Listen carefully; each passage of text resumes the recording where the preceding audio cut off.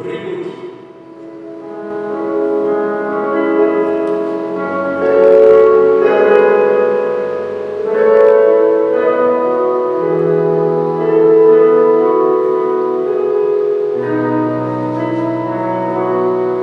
Yesus yang bukti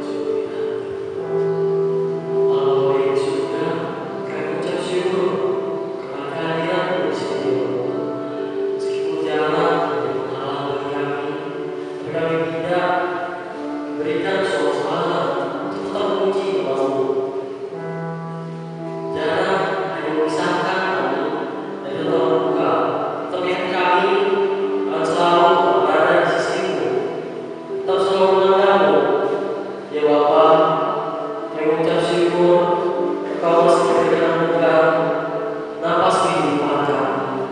Jadi kami di sini dapat melaksanakan peribadahan ini. Mohon kiranya peribadahan yang kami jalankan ini dapat sampai ke anak masing-masing, baik mereka yang ada di luar sana maupun teman-teman kami sekalian. Jadi kami menyerahkan kehidupan kami seluruhnya serta peribadahan kami seluruhnya hanya dalam nama Tuhan.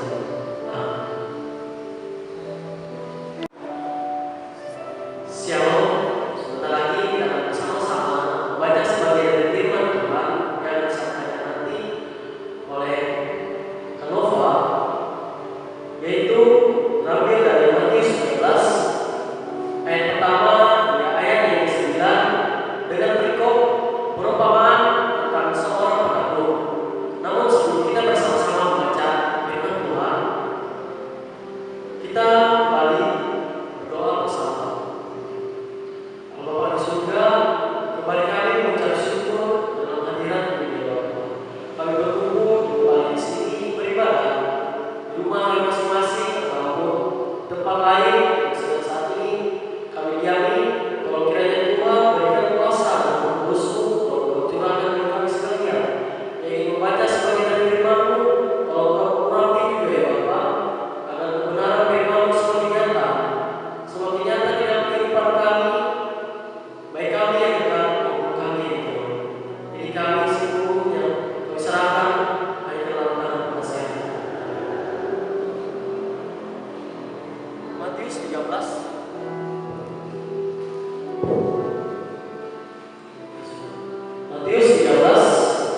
ayat yang pertama hingga ayat yang ke-9 dengan perikop perumpamaan tentang seorang penabur. Ayat yang pertama berbunyi demikian. Pada hari itu keluarlah Yesus dari rumah itu dan duduk di tepi danau.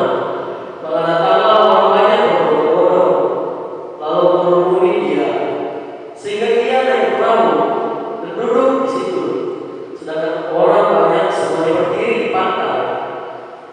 Dan Ia mengucapkan banyak hal dan perumpamaan kepada mereka.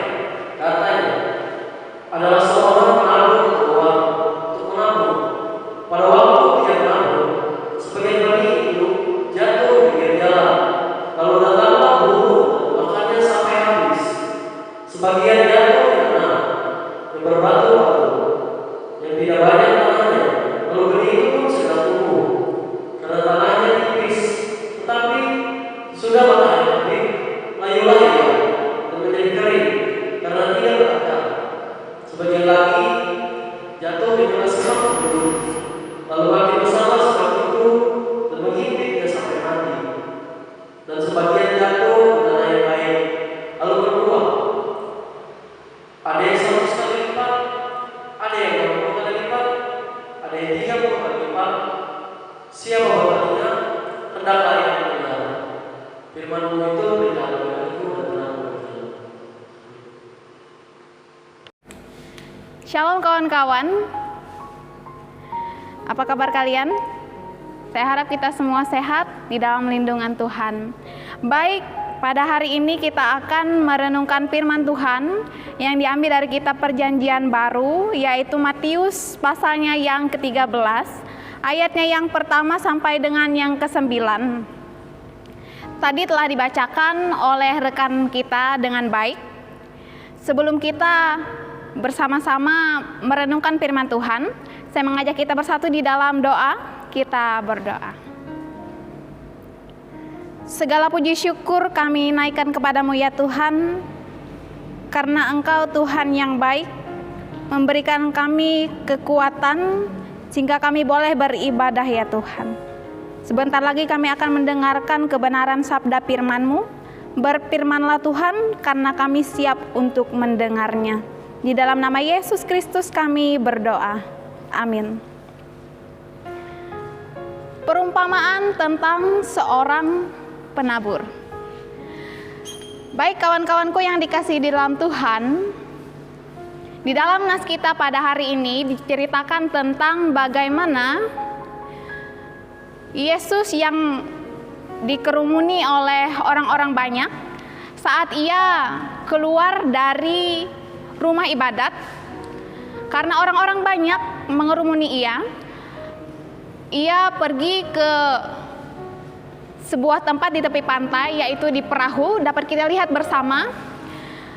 Di sana ia menceritakan perumpamaan tentang seorang penabur. Yang pertama diceritakannya kepada orang-orang banyak, yaitu perumpamaan tentang seorang penabur yang menabur di tepi jalan. Bagaimana penabur yang menabur di tepi jalan? Ketika ia menabur, maka tidak lama kemudian datanglah burung-burung untuk mengambil atau mematuk benih-benih yang ada yang barusan saja ditabur. Dan yang kedua yaitu penabur itu menabur di batu. Apa yang terjadi kepada benih itu ketika ditabur di batu benih-benih yang ada? Mungkin ia akan tumbuh, namun tumbuhnya sebentar saja. Tumbuh ia karena ada tanah yang tipis. Dan yang ketiga yaitu penabur menabur di semak duri. Apa yang terjadi? Dapat kita lihat bersama, saya ada mengutip, ada gambar duri yang mencekik rumput. Kalau misalnya sekarang lagi ramai-ramainya drama Korea yang bercerita tentang pelakor. Nah, saya bisa mengandaikan bagaimana perasaan duri ini ketika tiba-tiba ada benih yang muncul di situ. Mungkin ia akan mengatakan, "Hai kamu sana, ini hak saya, jangan kamu ikut-ikutan di sini, sana kamu, saya cekik nanti kamu," seperti itu katanya. Intermezzo saja ya. Dan yang selanjutnya yaitu benih yang tumbuh di tanah yang baik.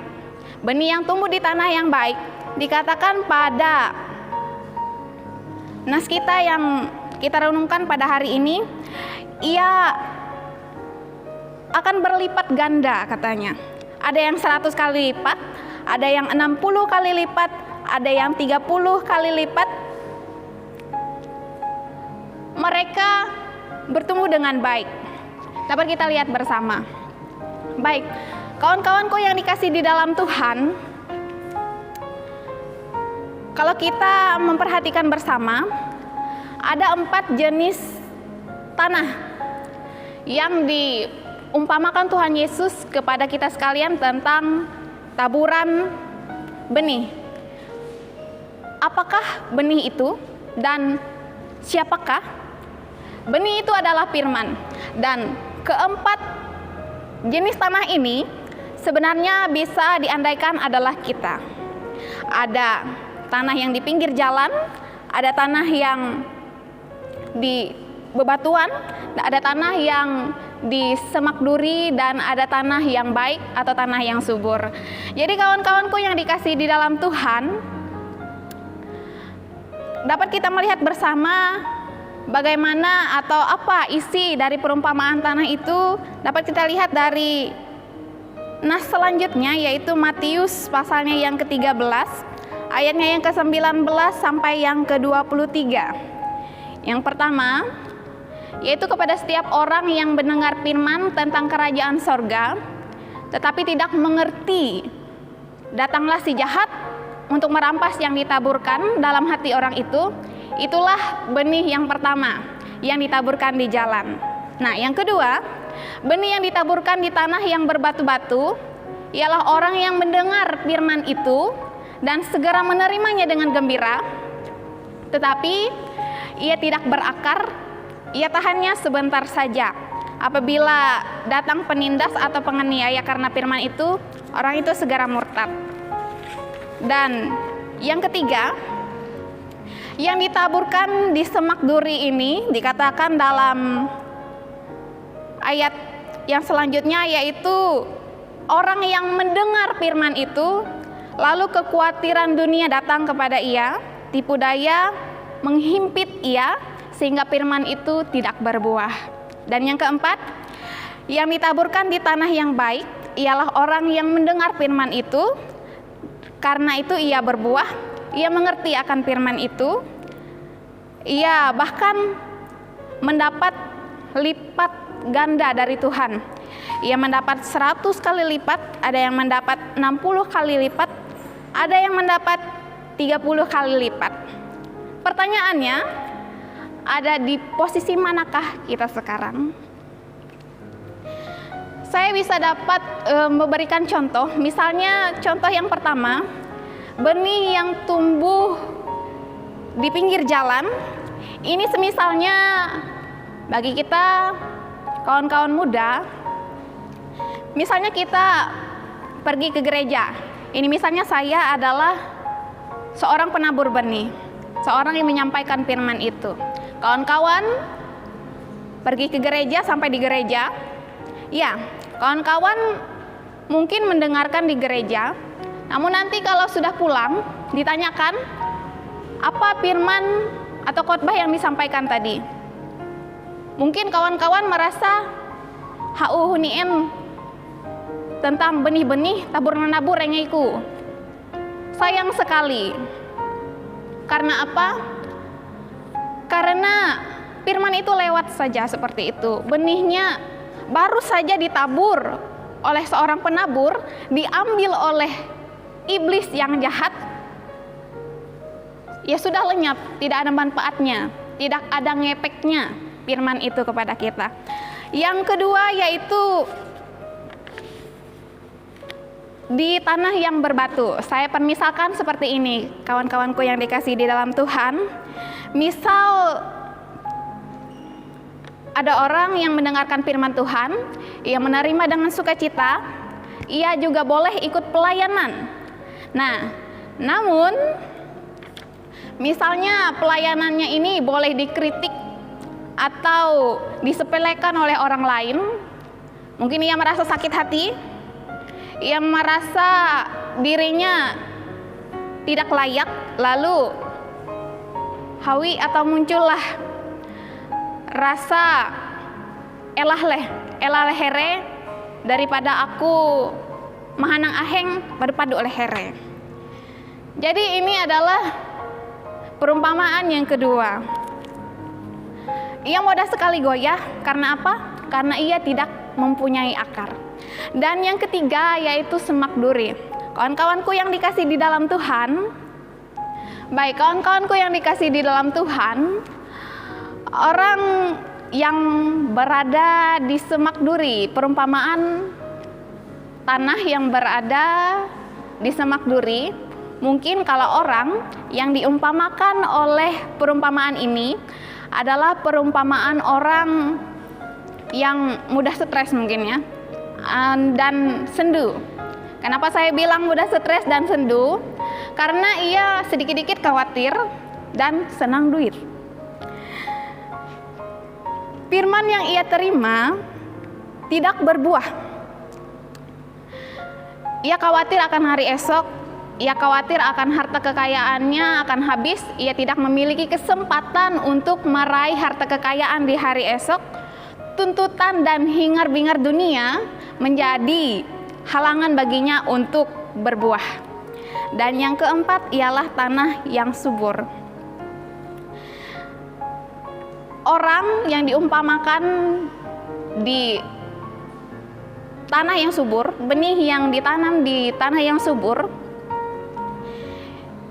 ini adalah orang yang bukan hanya mendengar, tetapi ia mengerti, melakukan firman itu, sehingga segalanya akan ditambahkan, bahkan 100 kali lipat, 60 dan 30 kali lipat. Tidak ada orang yang menjadi miskin karena melakukan firman Tuhan. Tidak ada orang yang martabatnya direndahkan karena firman Tuhan. Tuhan Yesus memberkati kita. Jadilah tanah yang baik untuk benih-benih yang ditaburkan. Amin untuk firman Tuhan. Baik kawan-kawanku yang dikasih di dalam Tuhan, tibalah waktunya bagi kita untuk bersama-sama menaikkan doa syafaat kita. Mari kita bersama-sama berdoa, kita berdoa. Nyanyian dan pujian telah kami sampaikan, ya Tuhan. Salah satu bukti ungkapan syukur kami anugerah, berkat, dan penyertaan-Mu luar biasa dalam kehidupan kami. Hingga terbukti nyata, pada saat ini kami masing-masing pribadi dimampukan dan dikuatkan untuk bersama-sama beribadah di gedung gereja ini. Terima kasih Tuhan, karena tadi telah memperkenankan kami untuk mendengarkan firman-Mu. Kiranya firman-Mu tidak berlalu begitu saja, namun dapat kami dengarkan dengan baik, kami resapi, masuk ke dalam hati kami, dapat kami bawa pulang, kami wujud nyatakan firman-Mu itu di dalam kehidupan kami, melalui perbuatan yang kami lakukan hari lepas hari. Terima kasih Tuhan, Engkau telah mengajarkan kami untuk boleh menjadi tanah yang baik, untuk boleh mendengar dan menerima firman Tuhan, sehingga kami dapat melakukannya, kami boleh berbuah atas firman-Mu itu. Terima kasih Tuhan, rahmat-Mu melingkupi seluruh kehidupan kami, hingga pada saat ini kami boleh diberi kesempatan berdoa bagi orang-orang terkasih kami ya Tuhan, orang-orang tua kami mohon Tuhan beri mereka roh hikmat kebijaksanaan, layaknya sebagai orang tua yang menjadi teladan bagi kami yang muda ya Tuhan. Kesehatan dan umur panjang juga senantiasa Engkau berikan ya Tuhan. Kami pula memohon Engkau memberkati seluruh usaha pekerjaan kami semua. Kiranya apapun yang kami lakukan dan kerjakan selalu dalam penyertaan-Mu ya Tuhan. Arahkan kami untuk selalu melakukan hal yang baik, agar apapun yang kami lakukan berkenan di hadapan-Mu.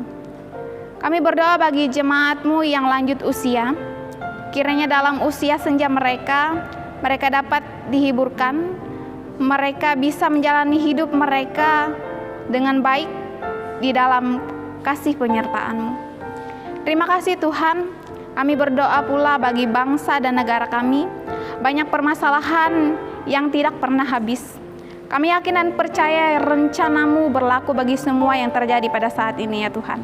Engkau selalu menyertai bangsa kami, negara kami, sehingga damai dan sejahtera itu tercipta dan terus hidup dan bertumbuh di antara kami semua. Lingkupi hidup kami ya Tuhan. Terima kasih atas hari-hari yang telah Engkau perkenankan kepada kami untuk kami jalani. Banyak sekali yang ingin kami minta, namun tidak dapat kami sampaikan satu persatu melewati kata-kata kepada-Mu ya Tuhan. Kami manusia yang terbatas, yang tidak sempurna, tidak mampu mengucapkan kata-kata dengan indah di hadapan-Mu ya Tuhan. Namun kami yakin dan percaya Engkau adalah Tuhan yang Maha Kuasa, mengetahui seluruh kehidupan manusia, dan Engkau boleh mengetahui seluruh isi hati kami. Kami yakin dan percaya oleh sebab itu ya Tuhan, Engkau akan menjawab doa kami satu persatu tepat pada waktunya. Terima kasih Tuhan, inilah doa syafaat yang boleh kami naikkan kepadamu, yang kami alaskan di dalam satu nama, Tuhan kami Yesus Kristus yang telah mengajar kami berdoa demikian, doa Bapa kami. Bapa kami yang di sorga, dikuduskanlah namamu, datanglah kerajaan-Mu, jadilah kehendak-Mu di bumi seperti di sorga. Berikanlah kami pada hari ini makanan kami yang secukupnya, dan ampunilah kami akan kesalahan kami, seperti kami juga mengampuni orang yang bersalah kepada kami. Dan janganlah bawa kami ke dalam pencobaan, tetapi lepaskanlah kami daripada yang jahat, karena Engkau mempunyai kerajaan, kuasa dan kemuliaan sampai selama-lamanya. Amin.